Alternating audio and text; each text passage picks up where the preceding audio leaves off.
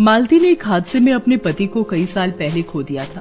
उसके 2 बच्चे थे, रिंकू और पिंकी। मालती पढ़ी लिखी नहीं थी। वो एक टूटी फूटी झोपड़ी में अपने दोनों बच्चों के साथ रहती थी। घर चलाने के लिए वो लोगों के घरों में बर्तन साफ किया करती थी। किसी तरह वो अपने दोनों बच्चों का पेट पाल रही थी। फिर एक दिन, रिंकू जल्दी कर बेटा, स्कूल का टाइम हो रहा है, फिर मुझे काम पर भी जाना है। माँ, आज मेरा स्कूल जाने का मन नहीं है। नहीं बेटा, ऐसा मत बोल। पढ़ लिख कर बड़ा आदमी बनना है ना, तो स्कूल जाना पड़ेगा ना। चल बेटा, अब देर मत कर।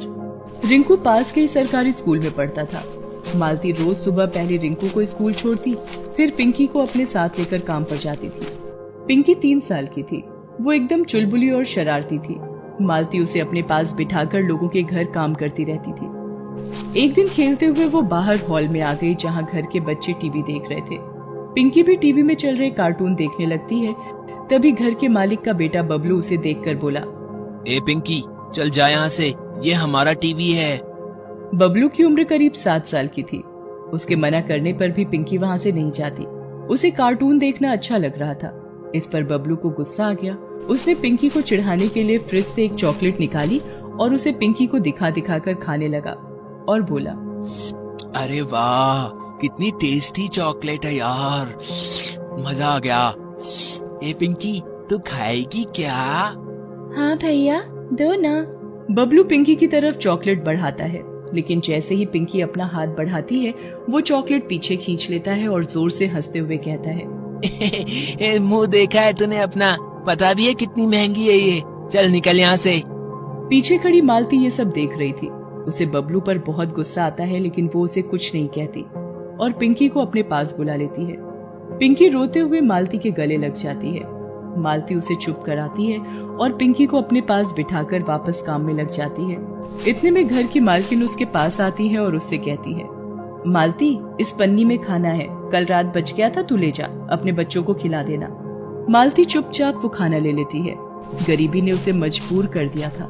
वो अपने बच्चों की परवरिश बहुत अच्छे से करना चाहती थी, लेकिन उसके लिए ये बहुत मुश्किल था। वो हर वक्त चिंता में डूबी रहती थी, जिससे उसकी तबीयत भी खराब रहने लगी। ज्यादातर बीमार रहने की वजह से कई लोगों ने उससे काम कराना बंद कर दिया। अब तो हालात और खराब हो गए।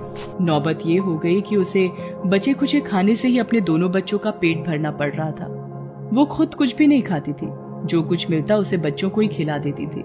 इस वजह से मालती की हालत दिन ब दिन और खराब होती गई और एक दिन वो चक्कर खाकर गिर पड़ी और फिर कभी नहीं उठी। पिंकी और रिंकू अब अनाथ हो गए थे। उनका ख्याल रखने वाला अब कोई नहीं था। रिंकू बड़ा था, उसने खुद को संभाल लिया था, लेकिन पिंकी इस सब के लिए बहुत छोटी थी अभी। भैया, माँ कहाँ है? बताओ ना भैया, मुझे बहुत भूख लगी है। पिंकी, माँ हमसे बहुत दूर चली गई है, लेकिन तू रो मत, खाना मैं लाऊंगा। रिंकू अपनी बहन पिंकी का हाथ पकड़कर निकल पड़ता है खाने की तलाश में, पर उसके पास ना तो पैसे थे और ना ही पैसे कमाना वो जानता था। दोनों बच्चे भूख से बेहाल होटलों के बाहर यहाँ वहाँ घूमने लगते हैं।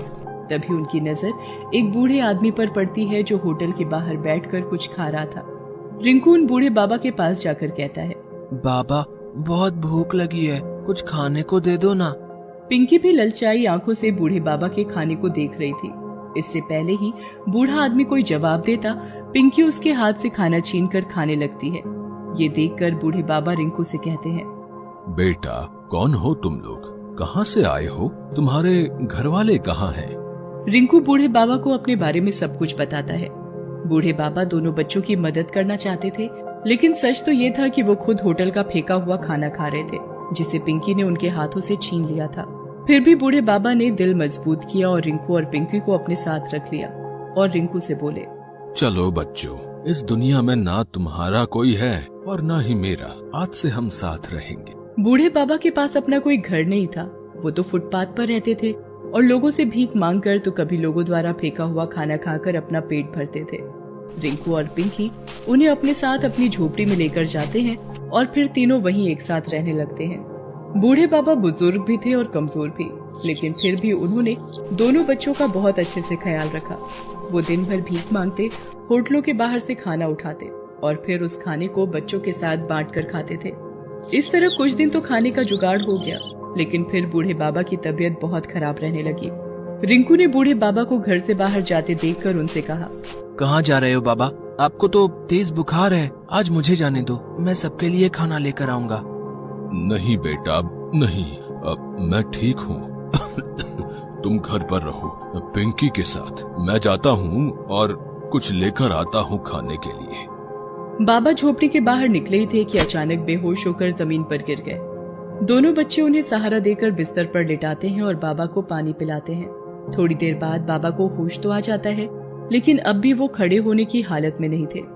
रिंकू को समझ आ गया था कि अब उसे ही कुछ करना होगा। वो पिंकी को बाबा के पास छोड़कर घर से बाहर निकल जाता है।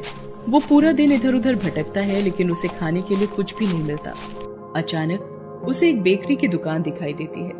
वो चुपचाप एक ब्रेड का पैकेट उस दुकान से चुरा लेता है। घर पहुंचकर वो देखता है कि पिंकी एक सूखी सी रोटी खा रही है। रिंकू उससे कहता है, पिंकी, ये क्या खा रही है तू? कहाँ से लाई ये रोटी? भैया, बाहर जो टॉमी घूमता है ना, एक अंकल उसके लिए ये रोटी डाल गए थे। टॉमी ने उस रोटी को सूंघा, लेकिन पता नहीं क्यों उसने ये रोटी खाई नहीं। मुझे बहुत भूख लग रही थी भैया, इसलिए मैंने ये रोटी उठा ली। भैया, टॉमी को बुरा लगा होगा क्या मैंने उसकी रोटी उठा ली तो? पिंकी की बात सुनकर रिंकू की आंखों में आंसू आ जाते हैं। वो पिंकी को गले से लगा लेता है और उससे रोटी लेकर बाहर फेंक देता है।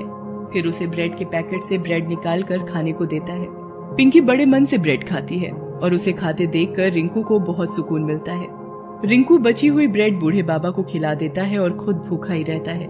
ऐसे ही एक दिन खाने की तलाश में भटकते रिंकू और पिंकी एक पार्क में पहुँचे।